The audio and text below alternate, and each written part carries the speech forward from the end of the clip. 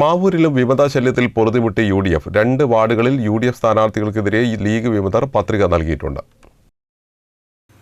മാവൂർ പഞ്ചായത്തിലും UDFന് വിമതശല്യം ഭീഷണിയാവുന്നു.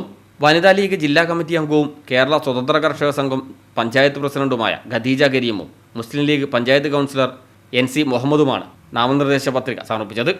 12ാം വാർഡായ മാവൂർ സൗത്തിൽ മുൻ പഞ്ചായത്ത് പ്രസിഡന്റും വനിതാ ലീഗ് നേതാവുമായ C മുനീറത്തിനെതിരെയാണ് ഖദീജ കരീം നാമനിർദ്ദേശ പത്രിക നൽകിയത്. മുനീറത്ത് വാർഡിൽ ആദ്യഘട്ട പ്രചരണം പൂർത്തിയാക്കി വ്യാഴാഴ്ച പത്രിക സമർപ്പിച്ചിരുന്നു. വാർഡ് 12-ൽ തന്നെ സ്ഥാനാർത്ഥിയാക്കുമെന്ന് നേതാക്കൾ നേരത്തെ അറിയിച്ചിരുന്നതായും എന്നാൽ വാർഡിന് പുറത്തുള്ളയാളെ പിന്നീട് സ്ഥാനാർത്ഥിയായി പ്രഖ്യാപിക്കുകയായിരുന്നുവെന്നും ഖദീജ പറയുന്നു.